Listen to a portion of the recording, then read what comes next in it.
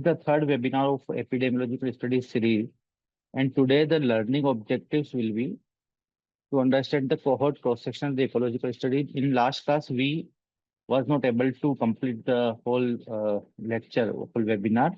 So we will try to complete in this session. And after all these three epidemiological study design, we will discuss about the bias and high yield questions from the competitive examination. So what we will do after cohort, we will do MCQs of cohort. After cross-sectional, we will do cross-sectional MCQs, ecological after the ecology, and the MCQ from bias after the theory of bias. Okay, so let's begin fast. So in previous classes, uh, we have I have told you about what is observational and what is experimental study. In observational, we had descriptive and analytical. In analytical, we have cross-sectional, which have been completed. Now ecological, case control, and the cohort. So begin with the cohort study. It is a forward-looking study, or we can say it is a prospective study, because this study, cohort study, is from effect to the cause. Okay, suppose a person is coming to us and say that I am in contact with a particular virus. So now, if the disease developed in a person and we do the follow of that particular person, it will be considered in a cohort. Okay, understood. So it is forward-looking study. It is longitudinal study. It is called incidence study because we can calculate the incidence from the cohort study only, and it is also called effect to outcome. So what is the word? What is the meaning of word cohort? Cohort is a group of people sharing common character or showing common experiences within a defined time period. Suppose it can be birth cohort, it can be marriage cohort, exposure cohort, and we all are the part of cohort. Suppose we got the COVID vaccination shot during the COVID after the COVID epidemic or pandemic. So it means we all are the cohort for the COVID vaccination. Understood? So cohort is a group of people sharing the common characteristics. We can say like in Bhopal gas tragedy. So survivors of the Bhopal gas tragedy are a cohort. Okay, because they have the common experience of that tragedy. Now, in this cohort study outline, we will study about the what is cohort, when to done framework, what is framework, what are the types, what are the basic steps, bias, advantage, disadvantage, the examples. Now, what are the common features of the cohort study? So cohort should be identified, means group, in which group you want to do the cohort study, you should identify prior to appearance of the disease. Okay, so the cohorts must be free of the disease. Cohort may have the history of exposure. Cohort may present with the risk factor, but it should be free from the disease. This is the main USP or main feature of this study. And study groups are then observed over a period of time to determine the frequency of the disease. Suppose we have chosen 100 persons with the history of smoking. They are smokers. And now after 5 years, we are looking for the development of the lung cancer in that 100 people. So out of them 100, 20 developed the cancer. It means 20 will be our 20 by 100. It means 20% will be our incidence of that lung cancer in the smokers. Understood? So it is uh, a study where risk factor to the effect, risk factor to the disease, cause to the disease, or exposure to the disease. We can say like this. Okay. Then next is it is suitable when. So indication when cohort is suitable. So there must be an association with the exposure and the outcome. If there is no or very less association with the exposure and the outcome, our study will not be useful. Okay. Suppose we are following, suppose I am saying assumption, tea drinking tea can cause cancer. Okay. And after 50 years of the study, we will not find a single case of cancer because there is no association of the tea with the cancer. So there should be an association between cause and the effect. Okay. So and it should be done for the rare exposure. So here is a cliche. Rare exposure. Cohort is to be done for the rare exposure and case control to be done for the rare disease. Okay. These are two important words, rare exposure and the rare disease. So for rare disease, we do case control study, and for rare exposure, we do cohort study. Okay. Here, exposure should be well defined. Cohort is should be stable and the cooperative. Means the people in which we are doing the study, they should be cooperative. We can easily follow up these person, and attrition should be low. Attrition means loss to follow up. It should be low, and sufficient funds and resources should be available to do this study. So these are the some indication. Now this is the framework. In this framework, we are having 2 by 2 table. In this, A is the person who are having exposure, and they develop the disease. Now B are the person who were exposed but do not develop disease. So A plus B is the population who were exposed. And C plus D are the population who were not exposed. Among C plus D, C were the population who developed the disease, and D who do not develop. So here A plus C are the disease person and B plus D are the non-disease person. So there are total 4 type of the population we are having. A plus B population is of exposed, C plus D is of non-exposed, A plus C of the disease, and B plus D is of non-disease. Okay. Now there are 3 type of the cohort studies. Number one is the prospective cohort. So in prospective cohort, cohort will go in forward direction. Next is the retrospective cohort. In retrospective cohort, will have feature of retrospective and the prospective both type of the study. We'll go in detail and discuss about this. And one is combination of the retrospective and prospective design. Now, what is prospective cohort study? It is most common. Prospective cohort study is the most common cohort study. It is also known as concurrent cohort or current cohort study. So what is happening here? Person is coming with or cohort is coming with the exposure, but outcome is not developed yet. So outcome has not occurred, only exposure has occurred, and we look forward for the development of the disease. So study present begin in the present and continue into the future. So it was there was an example, Framingham heart study. It was a type of concurrent cohort study. Okay. Next, then is the retrospective cohort study. So it is called non-concurrent cohort or historical cohort study. So what is happening here? Exposure and outcome both have occurred. Okay. So then how it is cohort? So what? Let me tell you. Uh, in this study, what we do, we go back in the time. Okay, suppose we are having example of Bhopal gas tragedy. In 1984, there was exposure of methyl isocyanate, and suppose 10,000 people were in contact of methyl isocyanate, and now after 20 years, we want to uh, prove something, anything. We want to prove anything. So what we will do, we will collect the data of exposure in 1984, and now after 20 years, in the among the survivors, we will collect the data of any particular disease. So in this case, we are taking them exposure as a cohort. Okay, and it was a definite exposure. So what we will do, we will go back in the time and take only exposure into the consideration.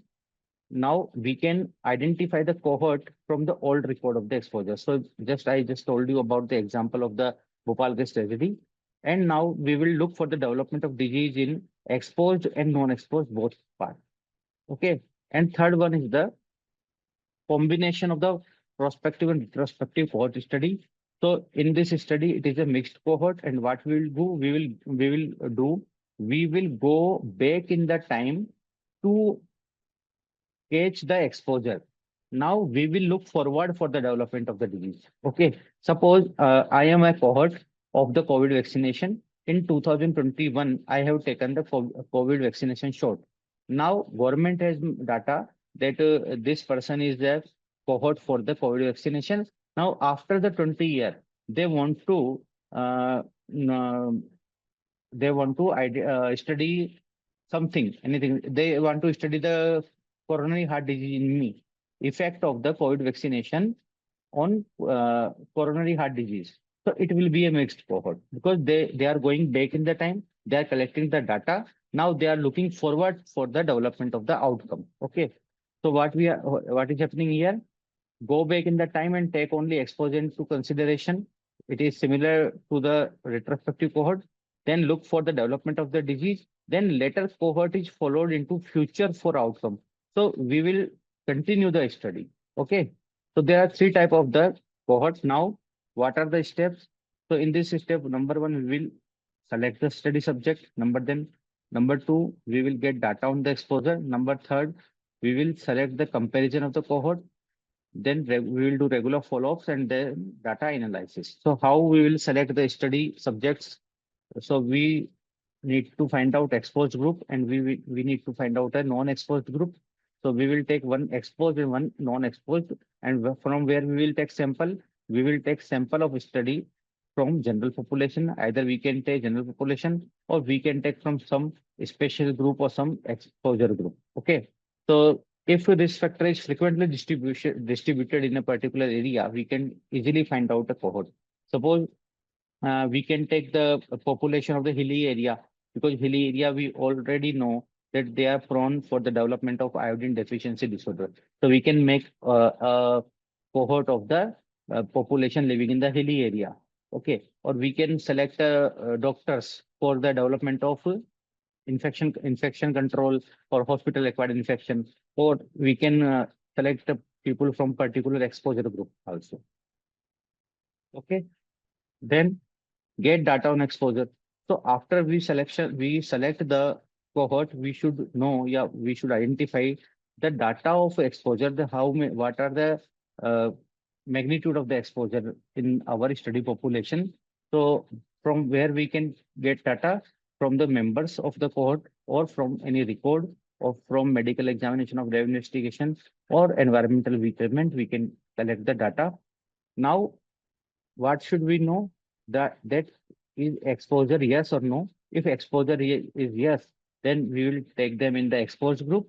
And if there is exposure no, we will consider them in the non-exposed group.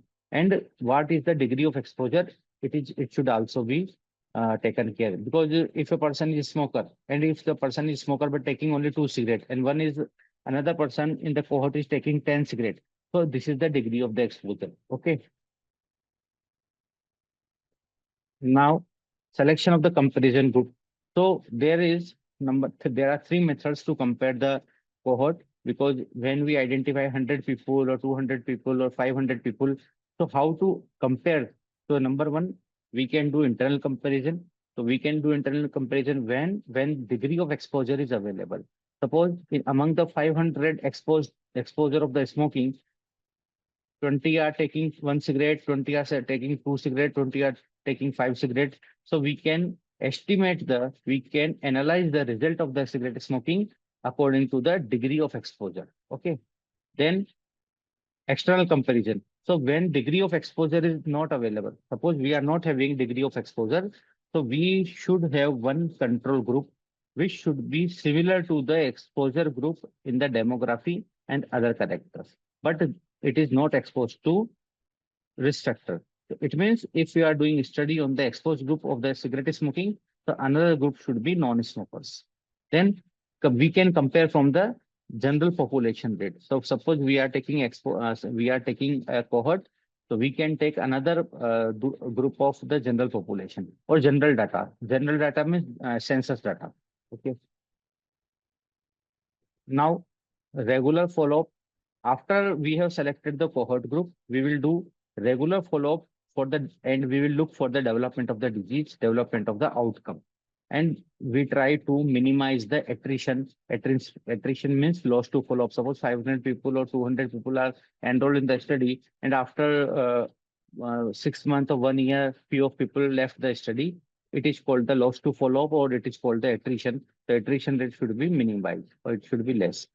Then we will calculate the incidence rate of outcome among the exposed and non-exposed. It is very simple. Suppose we have 100 smokers and out of 100 smokers, 10 developed the cancer. It means 10 by 100 is the incidence rate among the exposed.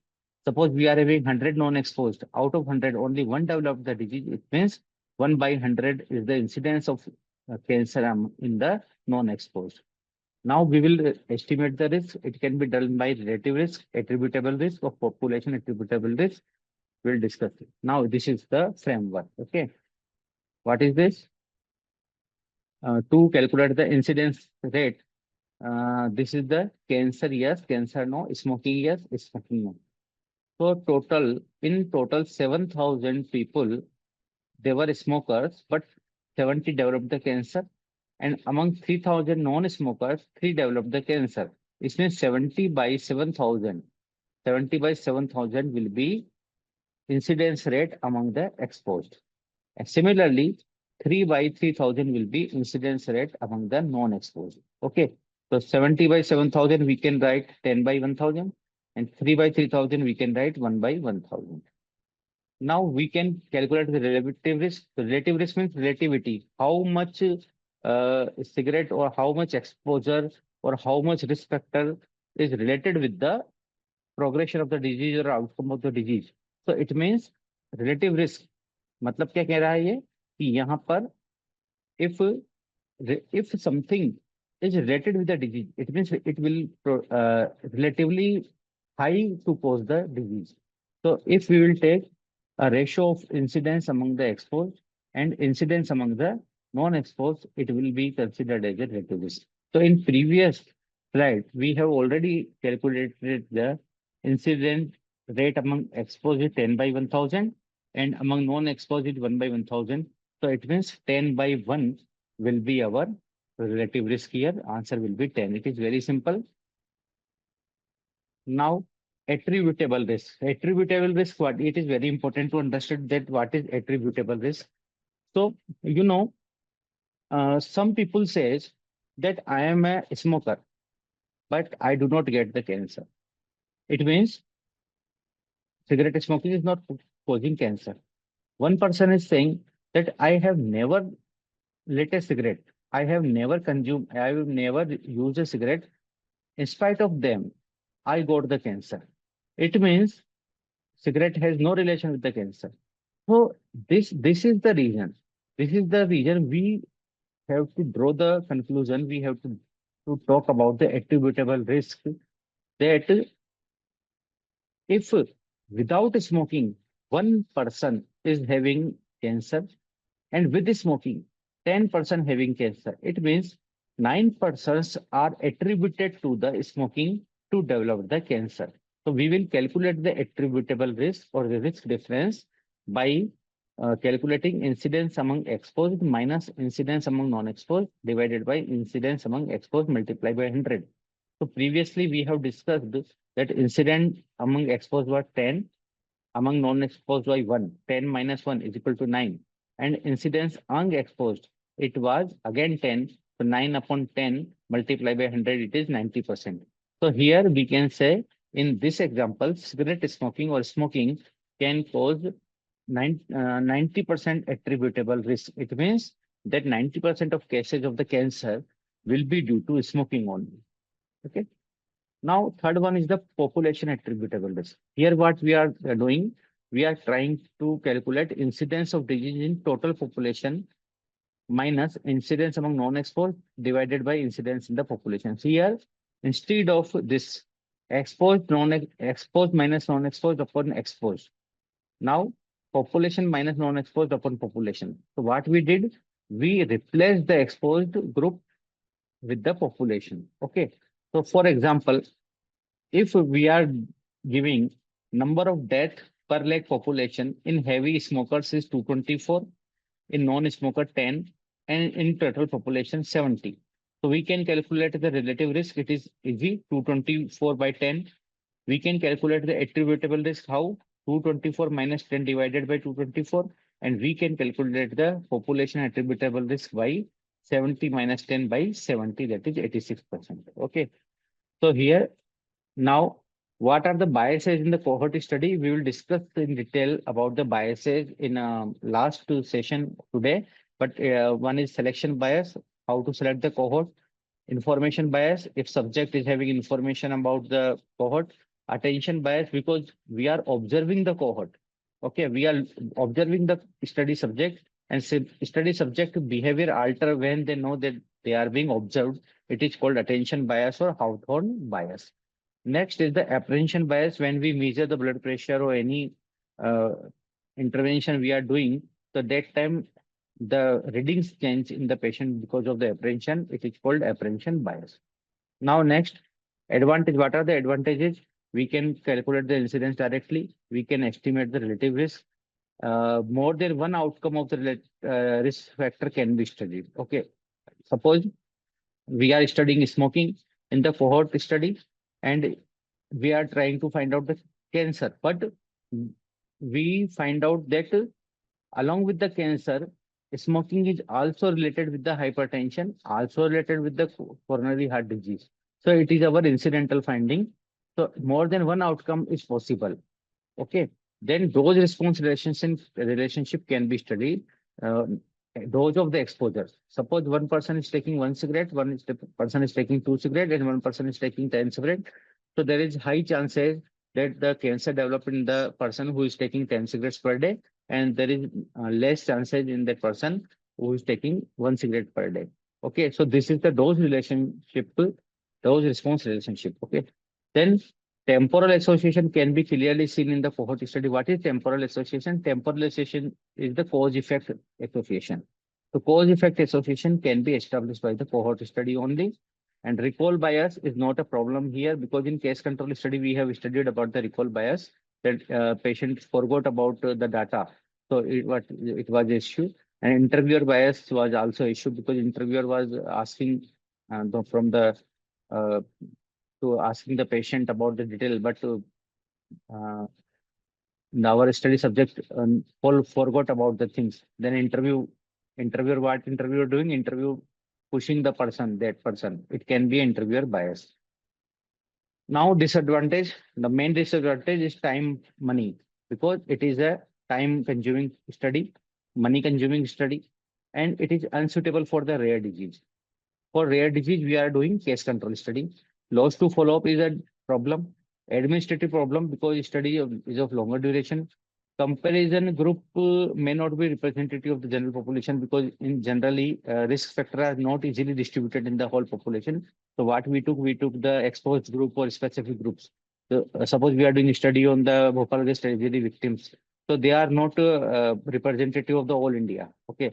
Suppose we are doing a study on the of hospital acquired infection in the nurses. So nurses are not the representative of the general population. Then exposed cohort may alter its high risk behavior.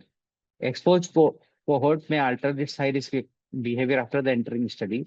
Suppose we have selected the cigarette smokers and we ask because for consent we have to take consent from them.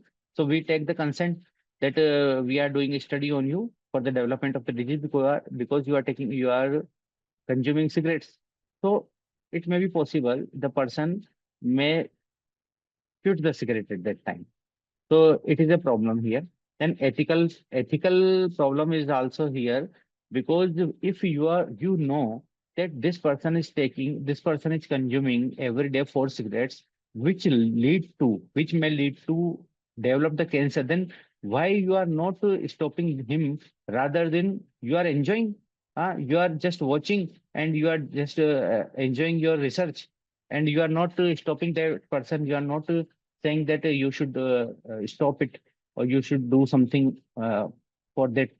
So this is a ethical problem, and only one or few risk factors can be studied. It is also a problem because if we will study more than three or four risk factor in a single person, so we will not able to get the uh, clear-cut idea that which risk factor is responsible for which disease. Now there are some examples. Number one was the Framingham Heart Study, which is a classical example of the cohort study. The second is smoking and lung cancer study, which was done by the Dole and Hill. And third is the oral contraceptive and health study. So they are the three examples. Now about some MCQs. Okay, this is question. Let me come to the chat box. Where is the chat box? Okay. So question number one is Hawthorne effect is seen in. I just told you What is Hawthorne effect? What is Hawthorne effect? बताओ.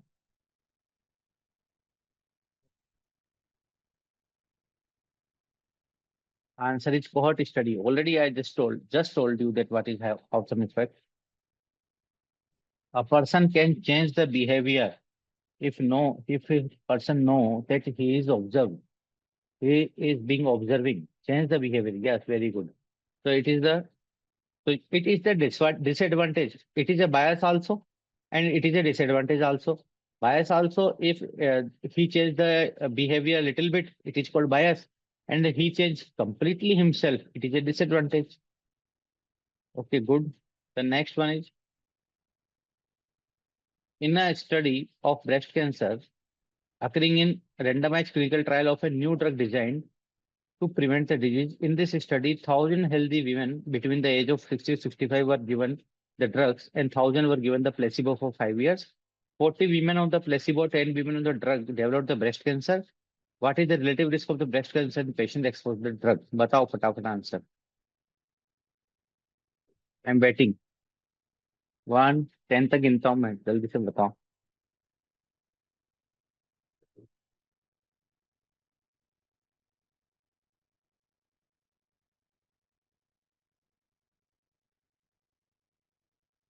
A.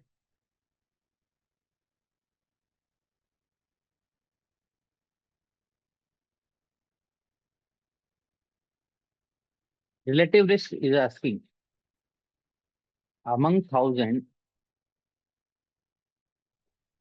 10 on the drug developed disease and 40 on the placebo developed disease. It means 10 by 1,000 and 40 by 1,000. Okay. Now 1,000 is common. So what you have to do?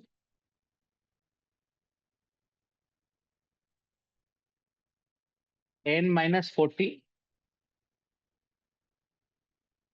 You tell me.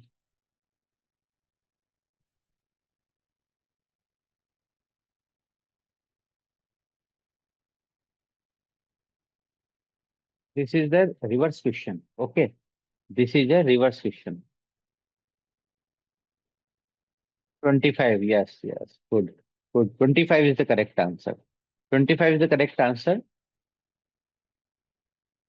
because the person who is on placebo, if developed the disease, and the person who is on uh, drug, they will don't develop the disease or less develop the disease. So here, the women on the drug, only 10 women develop the disease among the women's, and 40 among the placebo. So there are 75% risk factor with the placebo and 25% risk factor with the drug. So answer will be 25%. Dipti, you are also correct. The next one is retrospective cohort study are characterized by all of the following except. बताओ.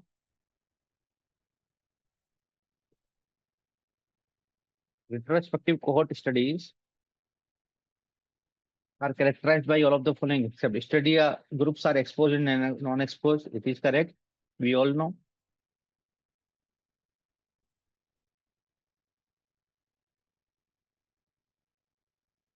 Okay. Incident rates are compared. It is also correct.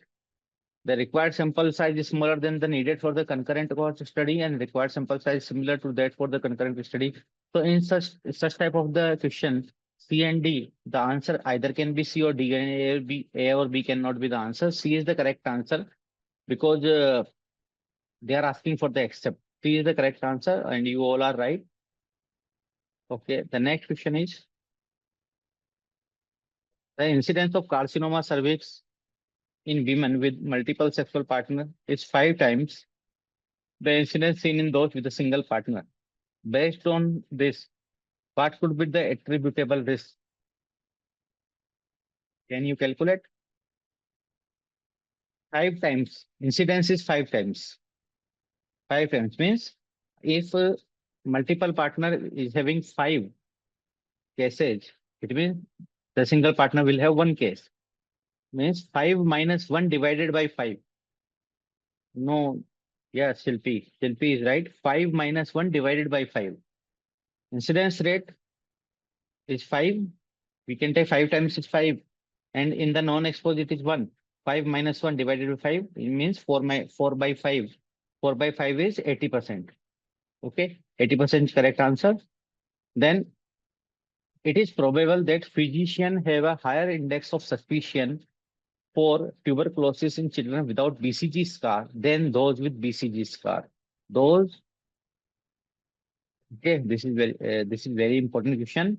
It is probable that physicians have a higher index of suspicion of tuberculosis in children without BCG scar than those with the BCG scar. This is so, and an association is found between TB and not having BCG scar. The association may be due to. So suppose a doctor is doing a study on development of the tuberculosis in children, and he is finding that few children are having BCG scar and few are not having BCG scar. So in that case, if he give the result that tuberculosis is related is higher in the children with no BCG scar, it means the person is having knowledge about this, and in that case, it will be posed as B. Let's see. This is correct. Interviewer bias. Okay. Because interviewer, the person is the interviewer, and it is not a selection bias because we have already selected our study. We have already selected our study group. We have already selected our study population that are the children. Now the person who is checking that kids for the development of the tuberculosis, that leads to create this bias. Next is the which of the following statement is not true about cohort study? Cohort study provides incidence of the disease. It is correct. It indicated when there is good evidence of association between exposure and disease. It is also a correct thing because it is indicated when there is good evidence of association. Uh, Done when incidence of disease is very low among the exposed and done when ample funds are available. So it is obviously when funds are available, we will able to do cohort study. The C option, it is done when incidence of disease is very low among exposed. Suppose we have selected 1,000 people for the development of the disease in the exposed group and the incidence is very low. It is 0.01%. So in that 1,000 people, we will not find even a single case, of the outcome. So the C will be our answer. Okay. The next is nested case control study is a type of nested case control we have discussed. We have studied in the last webinar. It is a nested case control. It is a prospective study design. Next is the researcher wants to study the blood level of lipid among people who smoke and those who do not smoke. But he is now concerned that the smokers might differ from non-smokers in their diet, exercise, etc. as well. This concern is known as. ये बहुत important question है.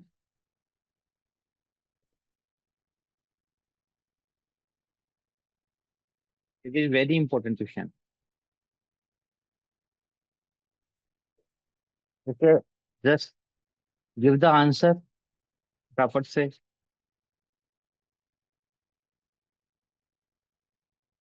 D. Selection bias.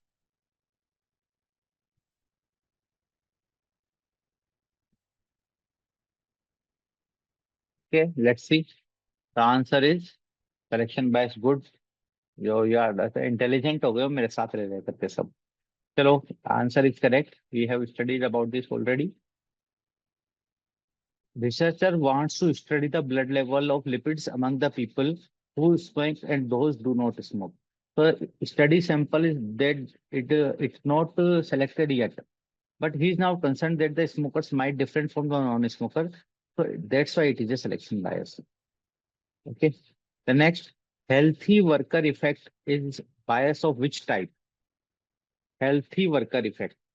It is very simple. Healthy worker effect is not a recall bias. It's not a confounding bias. It cannot be Wilkinsonian bias. The answer will be only selection bias. It is very simple. Next is relative risk is the measure of strength of association between the suspected cause and the event. Relative risk of one indicates. So the first line is useless. Relative risk is a measure of strength of association between the suspected cause and the event. Relative risk of the one indicates. This is the question. Our question is only last line. Relative risk of one indicates. If relative risk की value 1 है, it means is there any association or no association?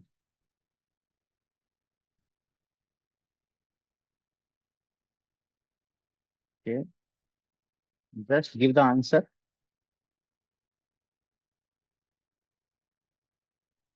Relative, what is relative risk? Relative risk is the incidence among exposed divided by incidence among non-exposed. So if 10 10 smokers and 10 non-smokers, they both developed the same amount of the disease. It means relative risk will be 1. So it means there is no association at all. Okay. Relative risk value. If value of relative risk is 1, if value of odds ratio is 1, then there is no association. Okay. The answer will be C. Okay. Now we have reached to the cross-sectional study. We'll do it fast. फटाफट करेंगे. Cross-sectional study. It is just like a photograph.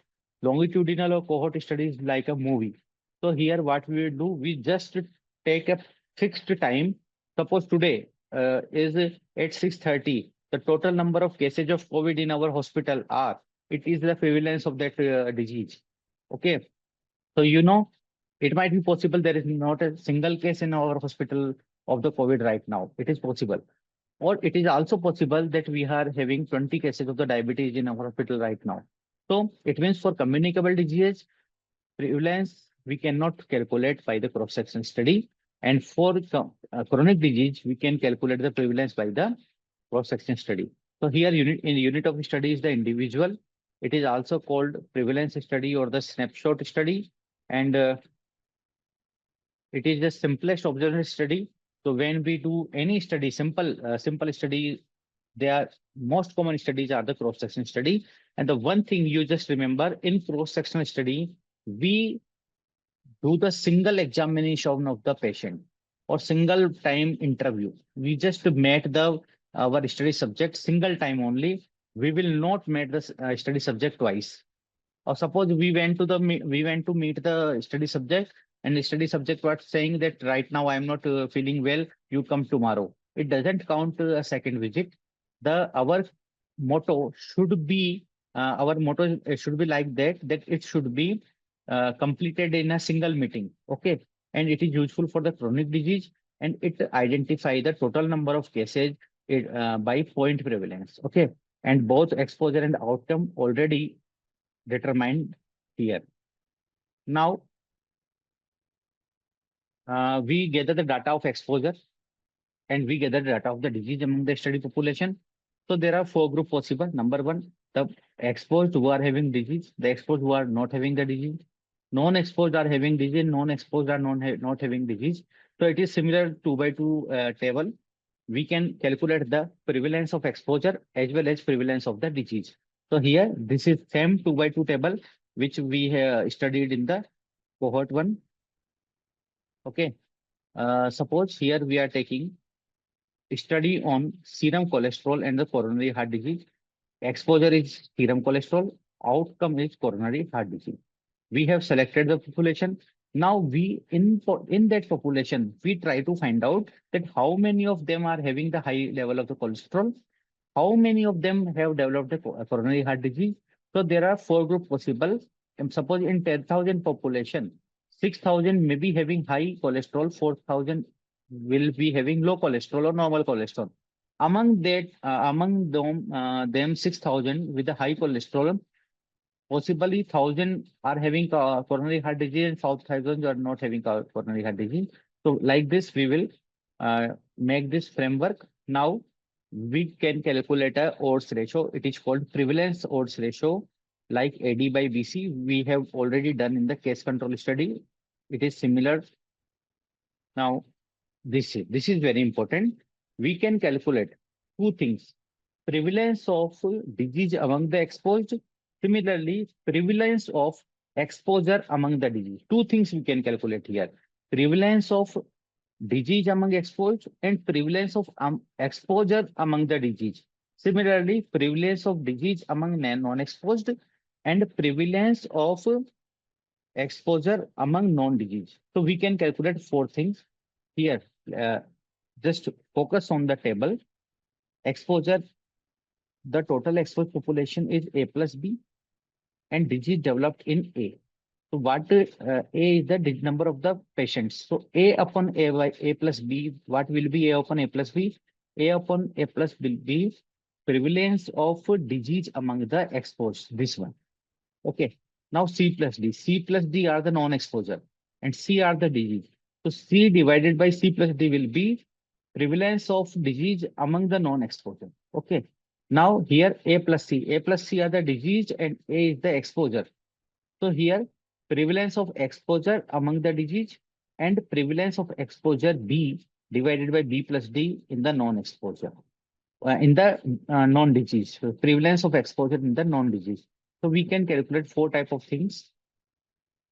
Now we can calculate this prevalence of disease in exposed compared to the non-exposed and prevalence of exposure in disease compared to the non-disease. A upon A plus B divided by C upon C plus D and A upon A plus C divided by B upon B plus D. These both things. Here. Yeah. A upon A plus B divided by C upon C plus D. Prevalence of disease among exposed divided by prevalence of disease among non-exposed. Similarly, prevalence of exposure among disease divided by prevalence of exposure among non-disease. Now, what is the disadvantage of the cross-sectional study? It gives only distribution of disease. It cannot tell by the causal relationship of etiology or the risk factor. It cannot establish the causal or temporal association, and it provides little information or no information about the natural history of disease or the incidence. So it is called the prevalence study, cross-sectional study. Now, some MCQs. Number one, resident of 3 villages with 3 different type of the water supply were asked to participate in a survey to identify cholera carriers. Because several cholera deaths had occurred recently, virtually everyone present at the time underwent examination. The proportion of residents in each village who were carriers was computed and compared.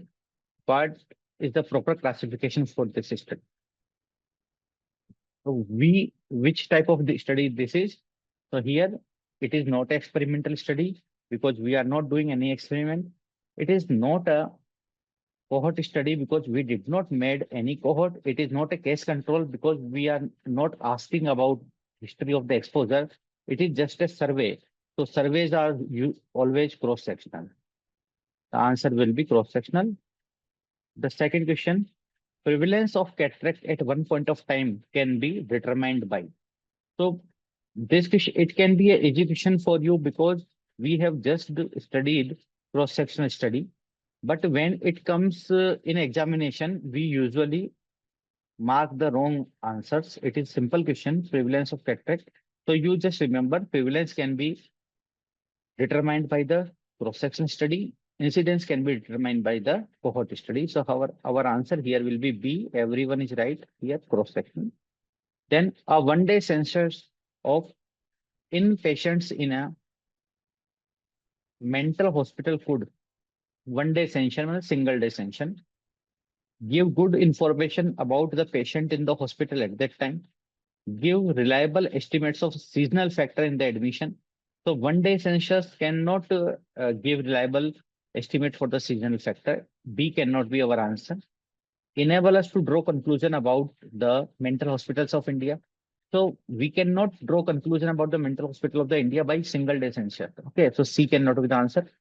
Enable us to estimate the distribution of different diagnosis and mental illness in the local area. So if we are doing single day census in a hospital, how can we will be able to estimate the distribution of different diagnoses in mental illness in a local area? It is not possible. It is also not possible. So in this condition, option number A will be the correct answer because it can give good information about the patients in that hospital at that time. Okay, just answer will be A.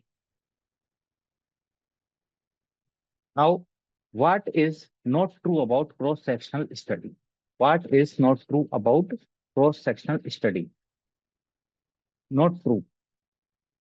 Just give answer rapidly.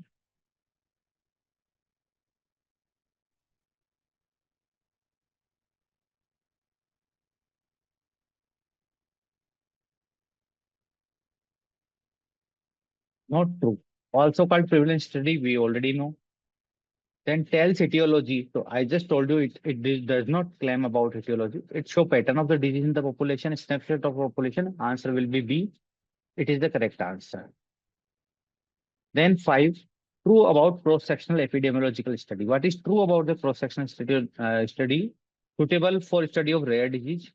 Chronic disease can be studied, involve few number of the subject, and relatively inexpensive study. Okay. True about cross-sectional epidemiological.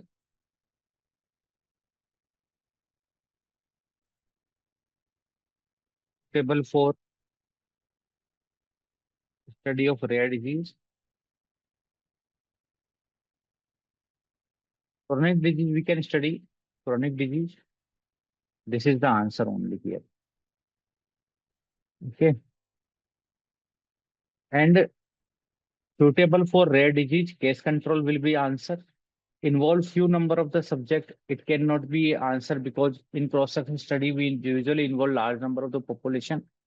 Relatively inexpensive study, it is a confusing option. Yes, I know. You all are mentioning, but relatively inexpensive.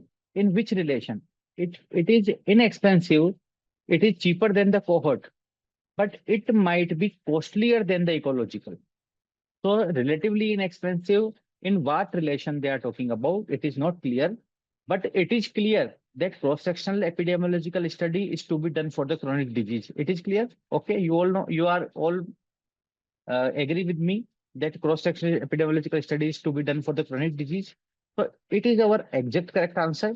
Now we can compare only with, or we are confusion is between the B and the D only. Confusion is only B between the B and between the D. Okay. So what is the confusion here? That chronic study can be studied or relatively inexpensive.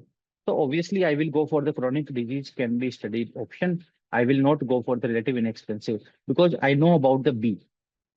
I cannot claim exactly about the D. That's why B will be the answer here. Okay. If okay, sir, very good. Now about the ecological study, इसको भी फटाफट से कर लेते हैं. It is very simple. It is a type of observation analytical study. It is also known as correlation study. So here, when we talk about the correlation study, what is it is very important. So it means correlation coefficient. We can calculate the correlation coefficient by using ecological study only. Okay. Then unit of study is the population here. It is least satisfactory, least preferable, and inexpensive. Very inexpensive. So it is cheaper than the cross-sectional also.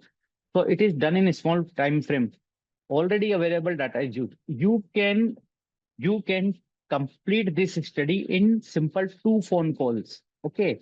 Or by 2 emails. You just send an email to the food department and ask them about prevalence of consumption of the fat in the India. Or you just file a RTI to food department and ask them that what is the prevalence of trans fat consumption in India.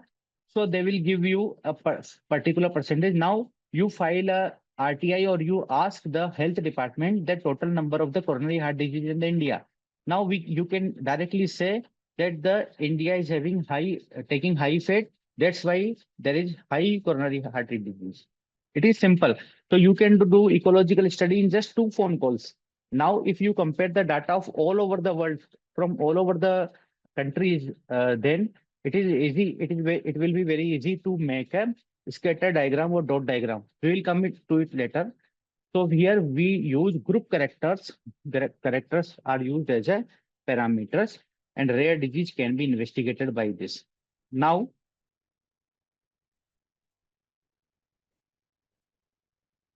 what is the problem? Here we used average values. Okay, what we used? We used average values. Socio-economic confounders will be here. We are not able to prove causality. Causality, we cannot establish the cause. Ecological fallacy is the biggest problem here. What is the ecological fallacy? I just say that Indians are obese. That's why Indians are having high prevalence of the diabetes. Okay, it is a ecological fallacy. It is a simple statement I have made. But a person who is not obese, a person who is not having diabetes, or a person who is obese but not having diabetes will say that it is not applicable for me. So individual without the characters will also falling in this group, is also a victim of our study. So this is the interpretation error of the statistical data. Okay. So it is called the ecological fallacy. This is an example. This is a correlation between dietary fat intake and the breast cancer by among different countries. So you see in x-axis, we have taken per capita supply of the fat calories. Okay. And in on y-axis, we have taken incidence rate of breast cancer among the 1 lakh population. So here we are saying that in Japan, the per capita fat calorie consumption is very less and the breast cancer is very less. And in USA, per capita supply of the fat calorie is high and the incidence of breast cancer is high. So this diagram is the scatter diagram and there is a correlation.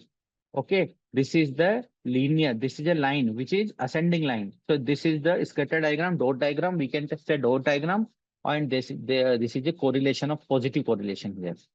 Okay, now the graph might conclude the dietary fat may be the causal factor for the breast cancer, but it cannot give the exact idea.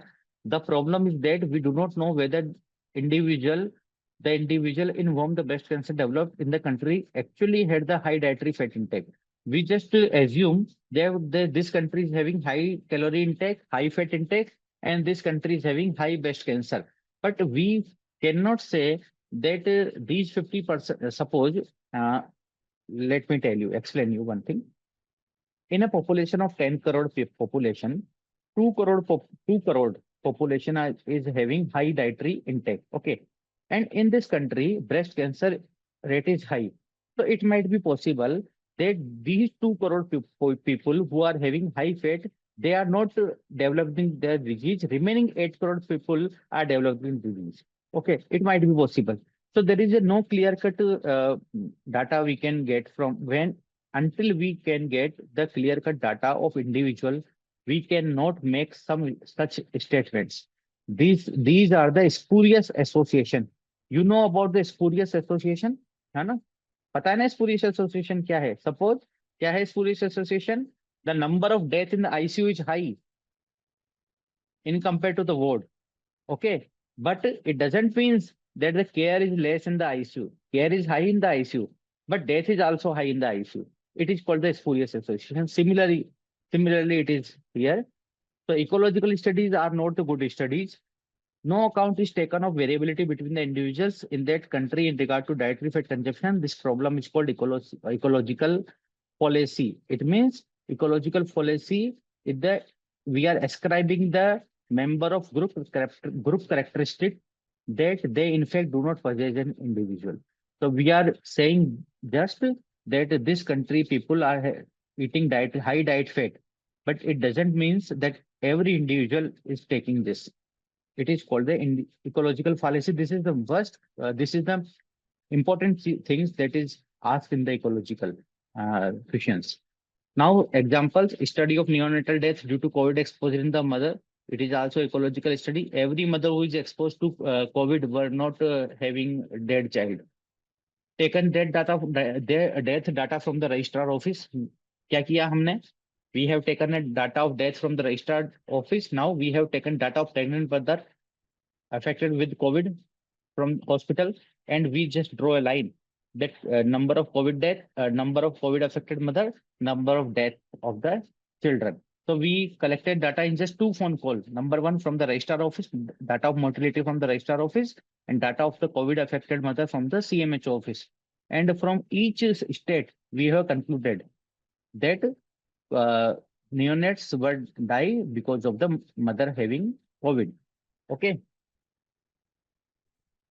Now about the MCQs. Okay. A person wants to study the eggs and fat consumption.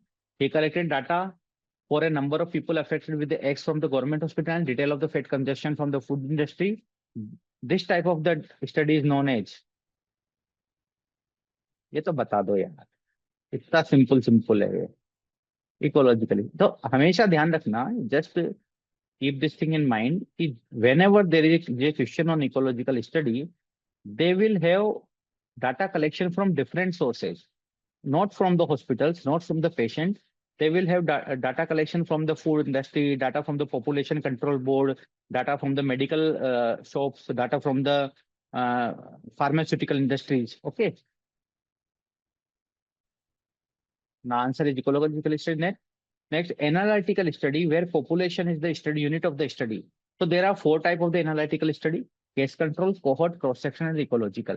In case control, cohort, in the cross-sectional, the unit of study is individual, and in ecological, unit of study is the population. This question might be asked like this: all of the following have individual as a unit of study except. The question is same. Question is this, option is same. Then now read this question, the bold one. All of the following have individuals as unit of study. So cross-sectional is having individual as a study unit, case control individual, cohort individual, ecology is the answer. Okay, this is simple question. Now in UK, it was found that there was more death from asthma than the sale of anti-asthma drugs. So they have data of death of the asthma, and this is the proportional death, है ना? Proportional death from asthma and sale of anti-asthma drug. So data of sale is taken from the pharmaceutics, and death data have been taken from the registrar office. They have not reached to the patient. They just taken data. So whenever there is a data taken from this source, data taken from this source, another source, there are 2 sources involved, the study type will be ecological only. It is not a cohort study because they are not decided any cohort. It is not a case reference study. They have not given a single case. It is not an experimental study. They are not doing any experiment. It is just a ecological study. Answer will be C here. Okay. Next, a person found some correlation between fatty food intake and a disease due to obesity. So now a person found some correlation between fatty food intake ले लिया, and a disease due to obesity. He did this by collecting data from the food manufacturer and the hospital respectively, such a study. So again, data collection from the 2 different entities. One is the food manufacturer, another is the hospital. So our study क्या होगी है? What type of study this is? It will be a again ecological study. Understood? Reply तो कर दो, सो गए क्या सब?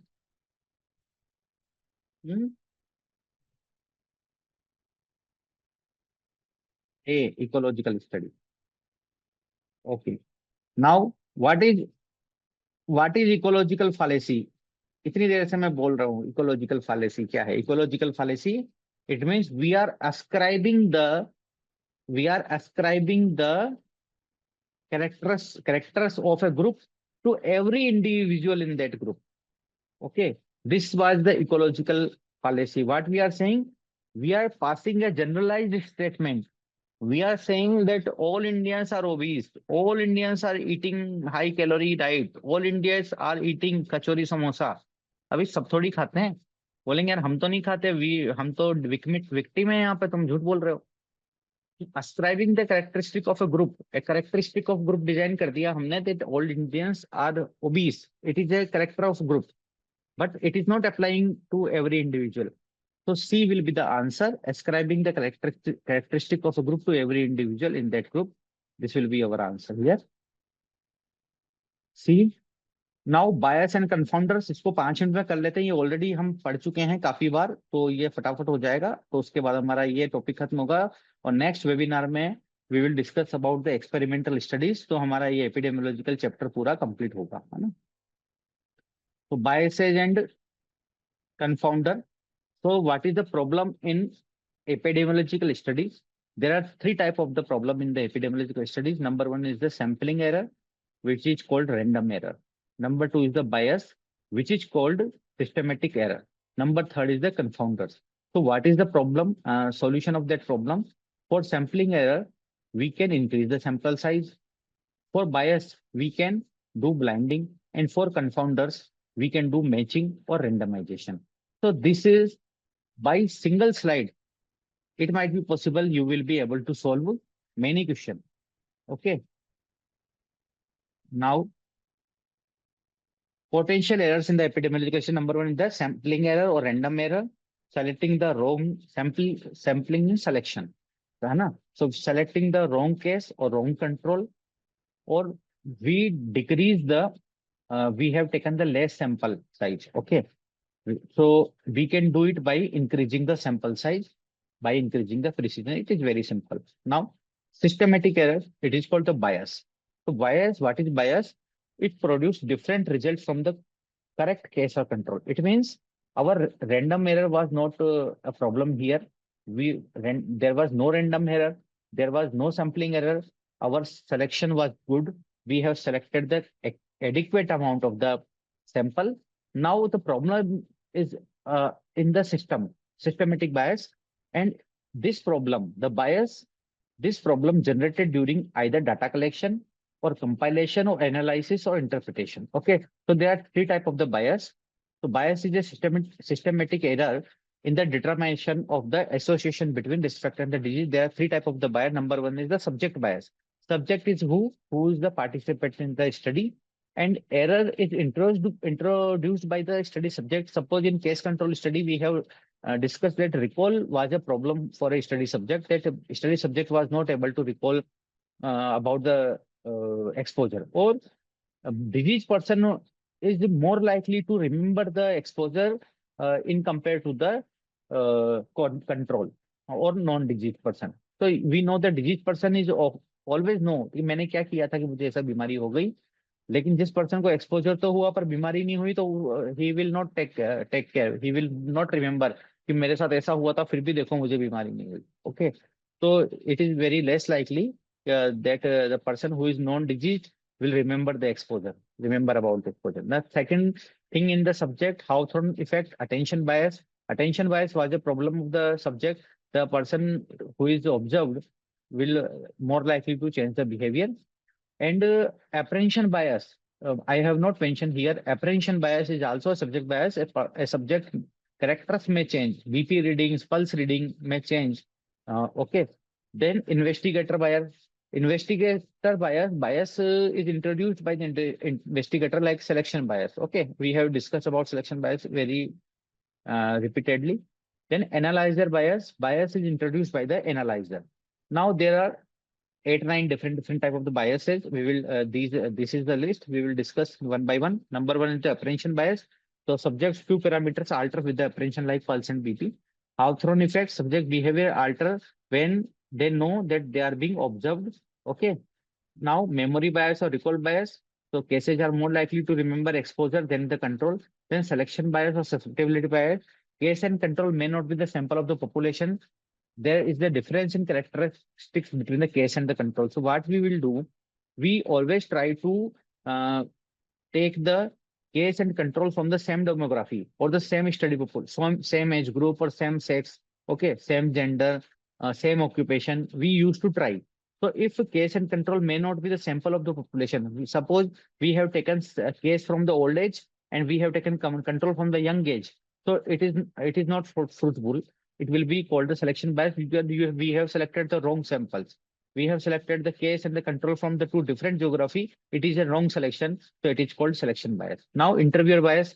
If interviewer knows that a person is a disease and this person is not disease, in that case interviewer devote more time to the case, to the disease person.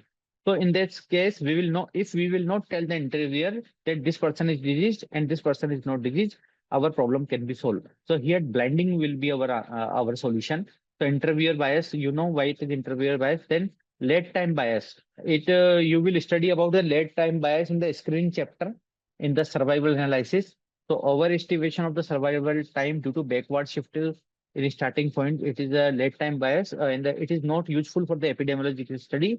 Just ये तो मैंने ऐसे स्टाइल मारने के लिए यहाँ डाल दिया था लेट टाइम बायस, बट ये है ना it is important in the survival analysis what is lag time bias, and there are some calculation of the lag time bias also, so I will teach you in the screening chapter. Okay. And Neyman bias.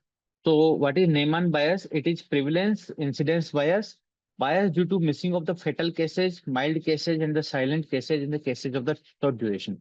So it is called prevalence incidence bias because if there are some fatal cases, so they usually miss, because when we go to the population for the estimation of the prevalence, so we usually do not get the highly fatal disease as a prevalence. Okay. Prevalence of the rabies is, what is the prevalence of rabies? We cannot estimate because it might be possible there is not even a single case in a whole city of the rabies, because rabies is a highly fatal disease.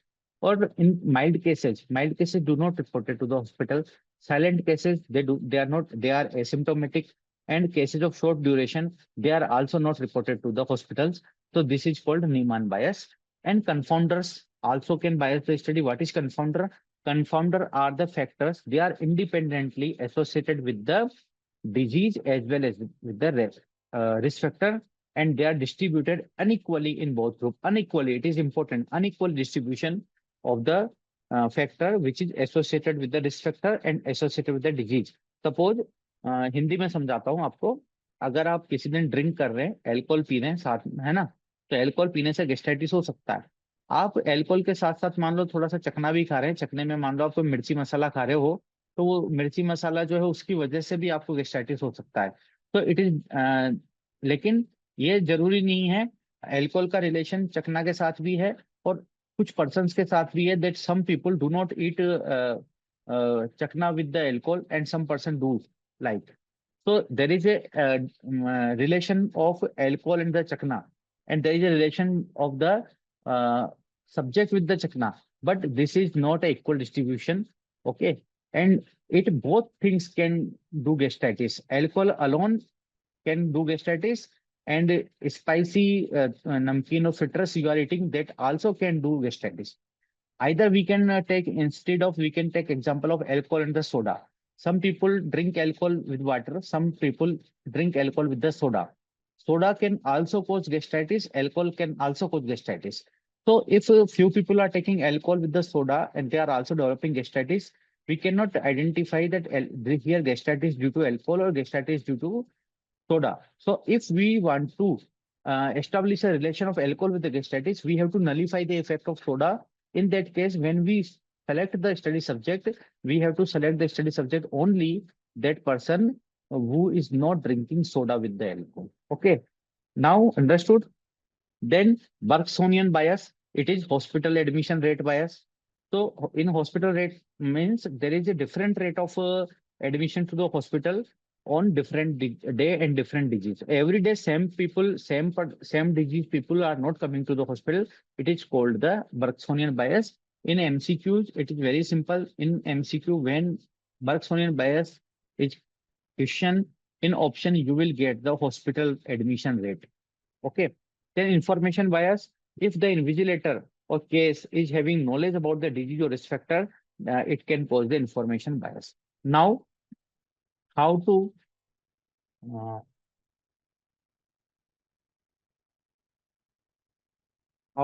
minimize the bias? Okay, we can do single blinding. By single blinding, in single blinding, study subject is not aware about the treatment, and it can minimize the subject bias only because only subject do not know about the treatment what they are receiving. In double blinding, study subject and investigator both are not aware about the study, not aware about the treatment. So subject and the investigator bias both are removed by this. And in triple binding, studies of subject, investigator, and the analyzer, all three are not aware of the treatment. So here, the subject bias, investigator bias, and analyzer bias, all three are removed. This is the triple blinding is the best one to remove the bias. Now, what about the confounder? Already told you. Any factor that is associated with both exposure and outcome has an independent effect in position of the outcome. Just I told you, independent factor, soda अकेला पीने से भी gastritis हो सकता है. Okay, soda alone can cause gastritis. So independent effect in the position of the outcome, it is a risk factor itself. Okay, unequal distributed in the study and control group. It is associated both with the exposure and the outcome. Example, alcohol and smoking for the esophageal cancer. Suppose alcohol also causing esophageal cancer. Smoking is also causing esophageal cancer.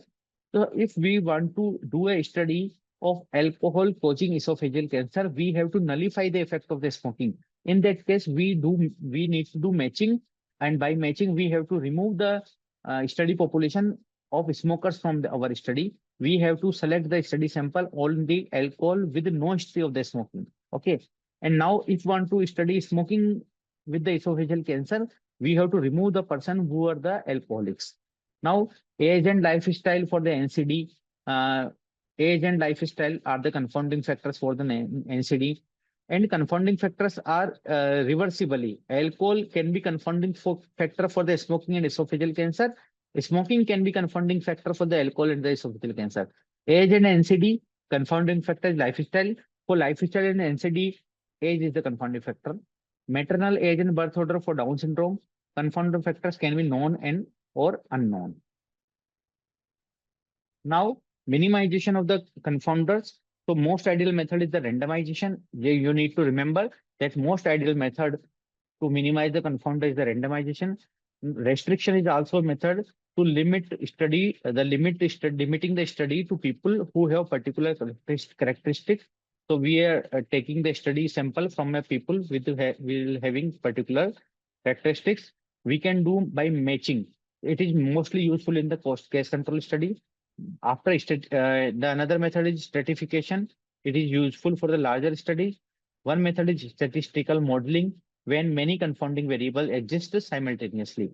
So for single confounding factors, we can do randomized restriction matching the stratification. When multiple confounding factors are here, we will do statistical modeling. So statistical modeling is important one for now in because there is not even a single MCQ have been asked from the statistical modeling. So this can be our next question of future. Now minimization of the non-confounder, we can do matching. So what is matching? A process of selecting control in such a way that they are similar to the cases. So I already told you that when we select one case and one control, their characters should be same. Either they should be from same age group, they should be from same occupation or same gender. And matching eliminates the confounding, and matching distributes non-confounder equally in two groups like age, smoking, alcohol, birth order, this is. Then minimization of the non-confounder, there are different type of the matching, caliper matching, frequency matching, category matching, individual matching, and the pair matching. So in caliper matching, matching study group and the comparison group within a specified distance from the character. In frequency distribution of the matched characters are similar in study and the comparison group. In category matching study and control group subject in the broad classes, it means from the same occupational group. Individual matching of study subject in the comparison groups for character. In individual matching, we match individual one by one person. And in pair matching, individual matching in which study and comparison subjects are paired. So study and comparison subjects को हम pair कर देते हैं यहाँ पर. So you just remember the names only. Then minimization of non-confounder randomization. By randomization is a statistical procedure by which study participants are located into either of two group, either experimental group or reference group.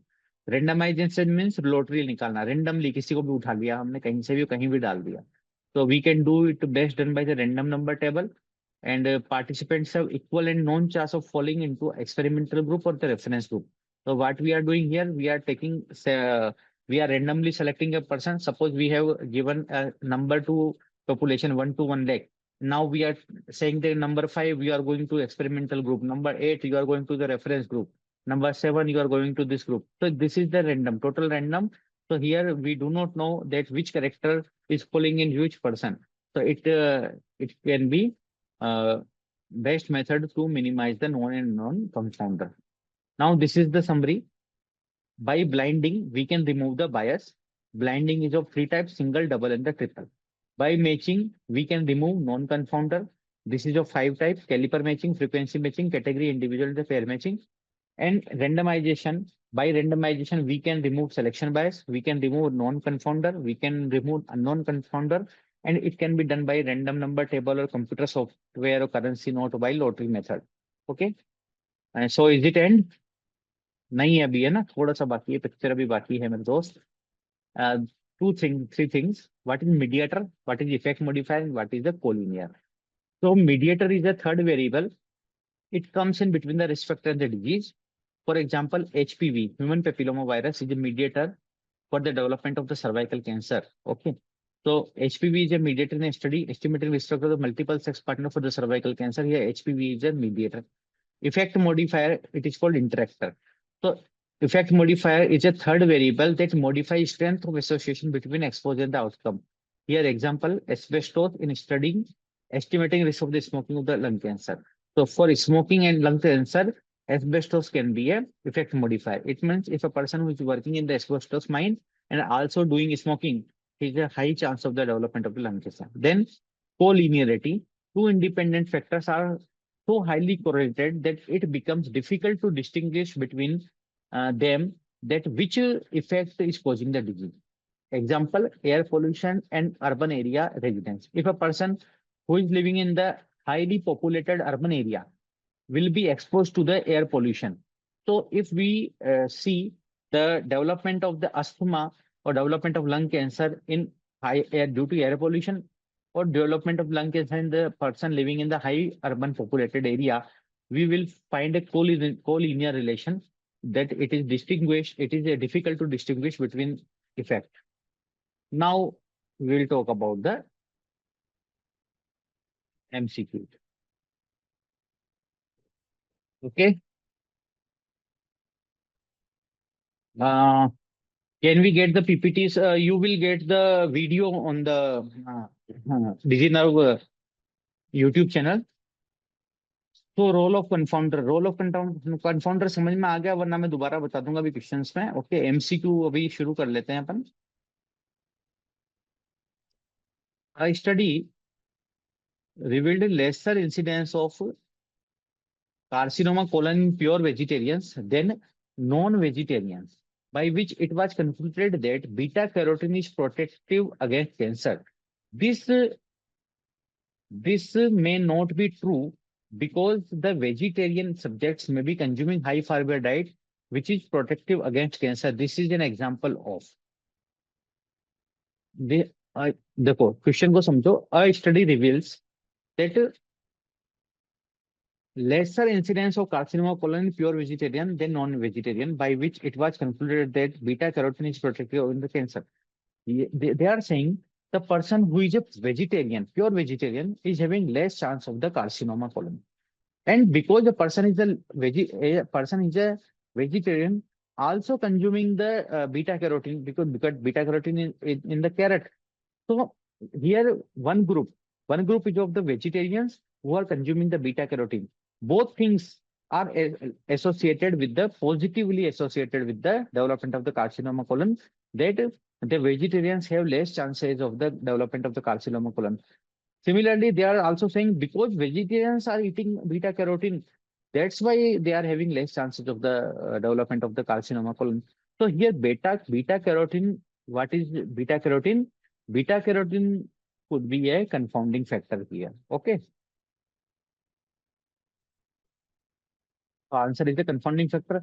Now I'm again repeating Dr. Kostov that confounding factors, confounder, there are three things. Okay, there are three things. Number one thing is the causative agent, the risk factor. Number second thing is the disease. Now there is a third thing. The third thing is related with the disease, and third thing is related with the causative agent also, risk factor also. So here, suppose we are having vegetarian diet. Okay, vegetarian diet is a protective effect on the development of the carcinoma colon and beta carotene. Beta carotene is a part of the carrot, which is a veg. So beta carotene is related with the vegetarian diet also, and beta carotene is also we are saying that it is having protective effect on the carcinoma colon. It means this is the confounder. Similarly, I told you alcohol, soda, gastritis. Alcohol, smoking, esophageal cancer. High altitude, iodine deficiency, and goiter. Okay. Age of mother, old age of mother, birth order, and the Down syndrome. Because if mother is having old age, if mother is having fourth baby, high chance of the development of the Down syndrome. Because if mother is having old, obviously, if mother is having fourth baby, her age will be already uh, high. Her age order will be high.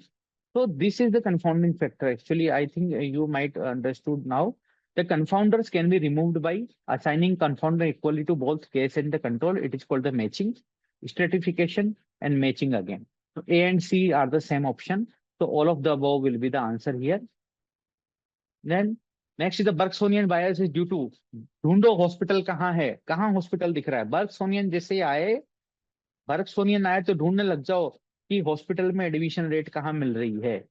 तो hospital में admission rate देख लो इस option में कहाँ मिल रही है. तो answer will be here C only. Different rates of admission to hospital due to different disease. Okay, answer will be C. Now, a study has been done to establish relationship between smoking and the lung cancer. Okay, it was found that association was more in people who exercise less and less in people who exercise more. मतलब कह रहा है कि smoking and lung cancer, smoking is causing lung cancer, but association, what is association? If the person who is exercising along with the smoking, so there is a less chance of development of the lung cancer. It means that exercise is also having some effect. So it cannot be biased. It cannot be the confounding factor because it is having positive effect. So it is effect modifier that effect of smoking is reduced by the exercise. So answer will be effect modifier here. No confounding factor will not be the answer here because it is a positive. It is a positive incident here. Positive, and it is really it was found that association was more in people with exercise less and less in people who exercise more. So answer will be effect modifier. Matching is done to remove confounding factor. It is simple answer. All are true regarding confounding factor except it is associated with exposure under investigation. It is distributed equally in the study and control group. It is associated with both with exposure and the disease. It is removed by matching in case control study. So what could be the answer? बताओ. और इसका जो answer है उसका just opposite का solution है. The confounding the solution of the confounding is the randomization. The solution of the confounding is the randomization. And in randomization, there is equal and known chances in the for the distribution. And in confounding, unequal chances, unequally distributed. I told you na that confounders are unequally distributed. In randomization, we are doing equal distribution. So from unequal to we are making equal. Okay. So here the option B is saying it is distributed equally in the study and control group. No, confounders are not distributed equally. Confounders are unequally distributed. By randomization, there is known chance and equal chance. So it is two different entity. In confounder, unequal distribution. In randomization, known and equal distribution. The answer will be B here. Okay. What is the purpose of randomization in clinical trial?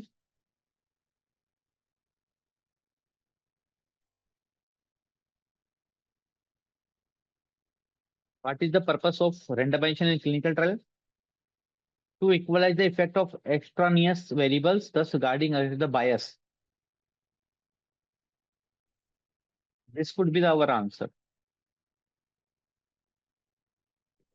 A. Okay. It is simple question. to allow inferential statistics. Statistics is no relation of statistics with the randomization. Randomization is a process before starting the study. Randomization is for the selection of the study sample. Okay. So inferential statistics, we use statistics after the study done for the data analysis to guard against placebo effect. To guard against placebo effect, it is not useful for randomization. To guard against ethical problem in allocation of experimental of patient in experimental control group. So this is also not a ethical problem, is not a part of the randomization. The ethical problem, we cannot solve ethical problem by randomization. No placebo, no relation of randomization with the placebo. Statistics is done by done for data analysis. So we have only one option left. That to equalize the effect of the extraneous variable. Extraneous variables means the confounders. To equalize the effect of the confounders, thus guarding against the bias. So randomization, we are using randomization to remove the bias. We are doing randomization to remove the confounders both. The answer will be A. Random in randomization in a clinical trial means equal but unknown chance, unequal and unknown chance, unequal but known chance, equal and known chance. ये तो बहुत आसान है, इसको बता दोगे?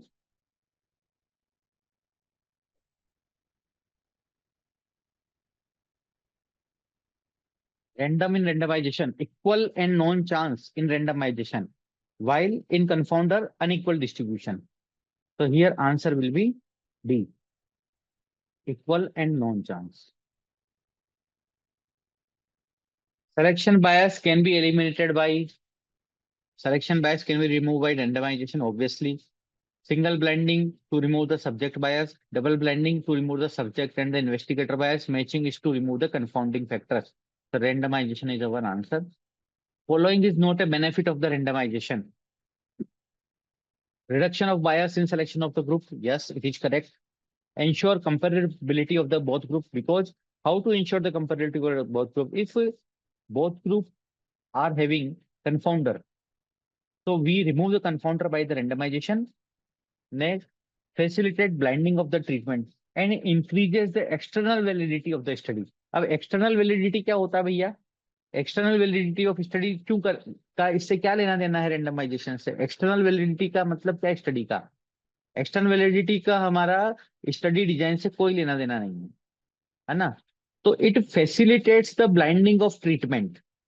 अब blinding of the treatment का मतलब क्या हुआ? ब्लाइंडिंग ऑफ द ट्रीटमेंट जो है ये बायस को रिड्यूस करने के लिए करते हैं अपन. Okay, it can be related to the randomization but increase external validity of the study. ये तो बिल्कुल भी नहीं होगा. यही हमारा आंसर बनेगा यहाँ पे. ब्लाइंडिंग करना, it is a part of the bias, so it can be a part of the randomization, but external validity का तो कोई लिंक है ही नहीं randomization से. Okay, so this was all about analytical studies. We are able to complete in 2 sessions. Now we will complete experimental studies in next webinar, which is supposed to be happen in the June.